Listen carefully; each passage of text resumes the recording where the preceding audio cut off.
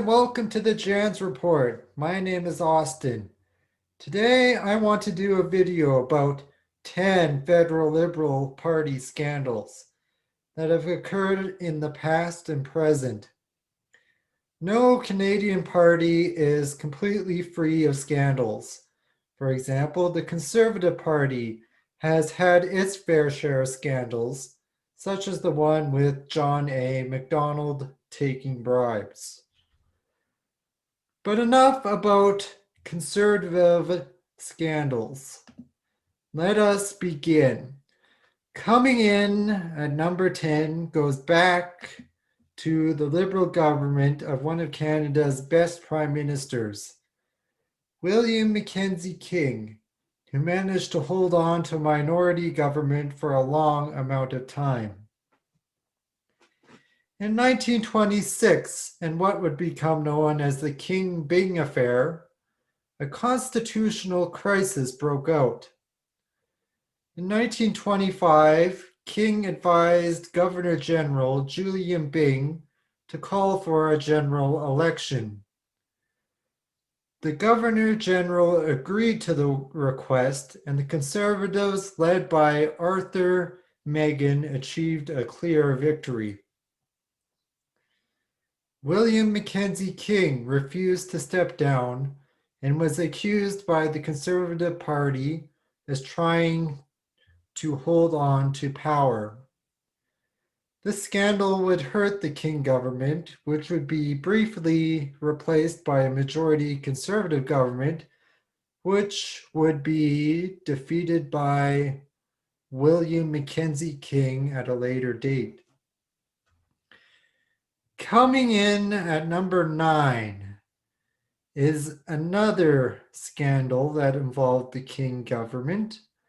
This one occurring in 1930 and would become known as the Buccaneers scandal.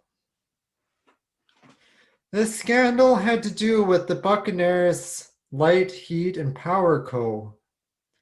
The company donated income to the William Mackenzie King government so that the company could divert the St. Lawrence River 50 kilometers west of Montreal to generate hydroelectricity.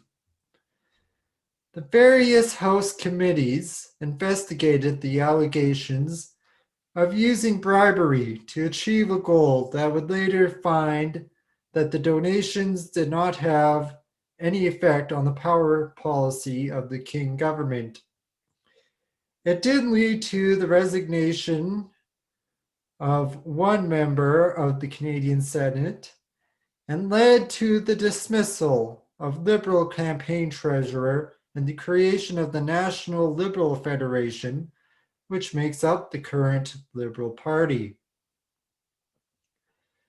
Coming in at number 8 has to do with the Pierre Elliott Trudeau government. And if you don't know, he is the father of current Prime Minister Justin Trudeau. Pierre Trudeau had a unique personality that could be described as being a little intimidating to some. An example of this, which you can find, is by searching YouTube for the FOQ crisis in Quebec, where you can watch Trudeau challenge the news reporters about his decision to implement the War Measures Act and send troops on the streets of Ottawa.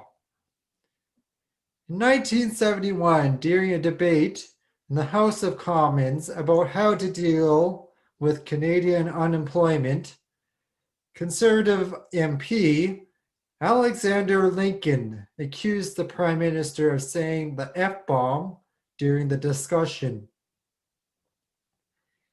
Pierre Elliott Trudeau denied the claims and said that Alexander was a little baby who wanted to cry to his mom in the media. The scandal, if you want to call it one, did no damage to the Liberal Party and became known as the Fuddle Duddle incident of 1971.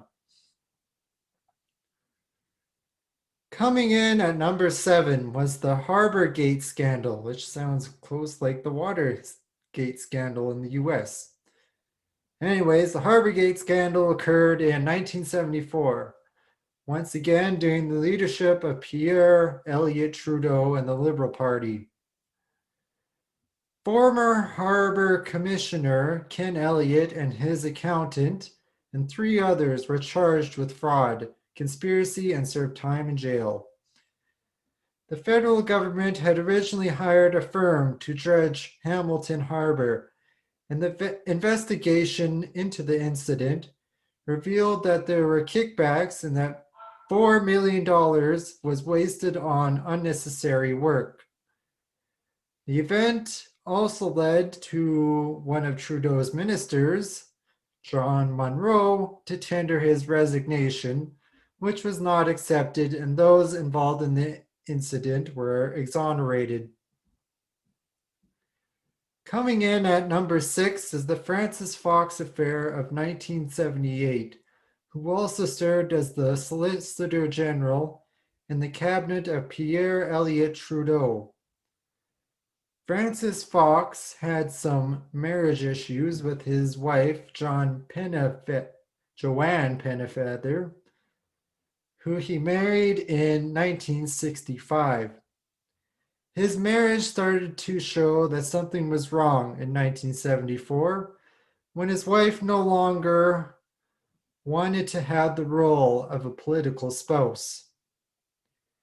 In 1975, his wife decided that she would pursue an opportunity to get a diploma in the field of communication and would later run off with a man to Paris, France. This caused some issues with Francis Fox, who had an affair while still being married to his first wife, to a married woman who would later become pregnant. The lady who became pregnant would later have an abortion, but the issue was that Francis had forged the signature of her husband, which was needed to get an abortion. This incident would later see the resignation of Francis Fox from the Trudeau Liberal Party.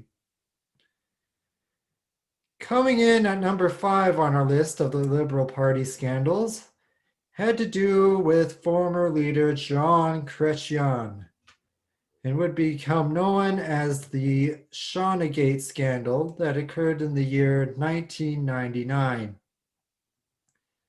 Jean Chrétien had bought the Grand Mare golf course with some business partners, including the hotel which was located near the golf course. Chrétien, before he became prime minister, agreed to sell his shares to a Toronto tycoon who would never actually claim the shares, leaving Chrétien the former owner in name of the hotel and golf course. The hotel, of course, had a new owner named Yvon Duhamel, who applied to a loan to add a new wing to the hotel. He was turned down by the bank, and Chrétien got involved by phoning the bank that had turned down the proposed loan and asked them to reconsider it. The bank later approved the loan, which is what ignited the scandal in that the Canadian prime ministers are not allowed to involve themselves with private interests, as that would be a violation of the Conflict of Interest Code. The Royal Canadian Mounted Police would investigate the issue and conclude that Chrétien had done nothing wrong and that no criminal investigation was needed. Coming in at number 4 is a scandal that started with the Chrétien government and would affect the leadership of Liberal leader Paul Martin. In 1997, the federal government set up a program to make the federal government more visible to Canadians by sponsoring events and other affairs.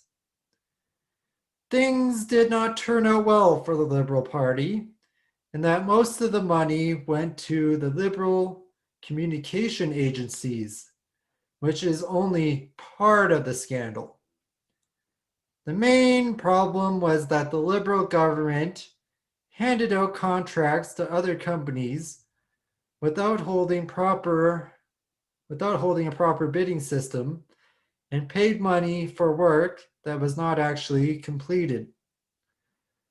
Paul Martin was not held responsible for the scandal due to him being a finance minister, but would lead to the Conservatives forming a minority government in 2006. This scandal would be given the name Sponsorship Scandal of 2004.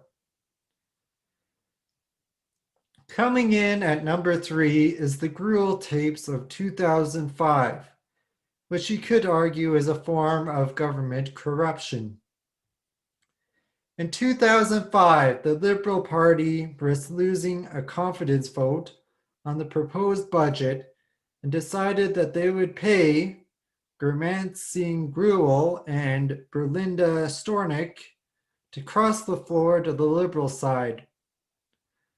The other thing that the Liberals offered them was important positions in the Liberal caucus. Gruel refused the offer and kept a recording of the phone call, while his fellow MP, Belinda, crossed the floor to the Liberal Party and received a ministerial position in the Liberal Party. When the news about this broke, the Liberal Party gave the reason that it was Gruel who had approached them to seek a different appointment and had nothing to do with influencing the vote. The issue was never investigated by the government. Coming in at number 2 has to do with the leadership of Justin Trudeau and ties in with number 1. The first one I will be talking about is the SNC-Lavalin donation scandal of 2016, which has been discussed a few times before. Trudeau was re-elected and got involved in more scandals. In 2016, the government had discovered that SNC-Lavalin had been donating funds illegally to the Conservative and Liberal Party. They funneled $118,000 to political parties, which broke the Canadian election law and also reimbursed the employees that donated the money. The Liberal Party tried to cover up the scandal, which would have affected the Conservative Party had they actually stayed in power, with Trudeau giving an excuse that it happened 3 years ago and was not worth investigating. Coming in at number 1, which as I mentioned before is related to number 2, is the SNC-Lavalin affair. SNC-Lavalin, a Quebec construction company that offers other services, was being investigated by the federal government for paying $48 billion in bribes to the Gaddafi government, which has recently been overthrown. Justin Trudeau, the head of the Liberal Party, decided that he would try and influence Judy Wilson-Raybould to intervene in the criminal case against SNC-Lavalin. Judy refused to listen to the Prime Minister and, along with Gerald Butts, left the Liberal Party as the allegations of it broke out to the public. Trudeau at first claimed that he had broken no Canadian law, trying to intervene, but would later retract his statement and take full responsibility for the claims against him. A group called Democracy Now! Filed a lawsuit against the Prime Minister and members of his party for the incident in the Federal Court of Appeal, where the case currently sits to be reviewed. And there you have it, 10 Liberal Party scandals from the past to present. Now, before I go, here is today's funny picture. A woman who is licking the Leaning Tower of Pisa. If you enjoyed this video and want to support this channel, hit the like and subscribe button and turn notifications on to be notified when a new video goes live. Also, consider watching other videos on this channel, such as The Dark Side of Communism, and check out the Janz Report Facebook page. I will see you all on the next Janz Report.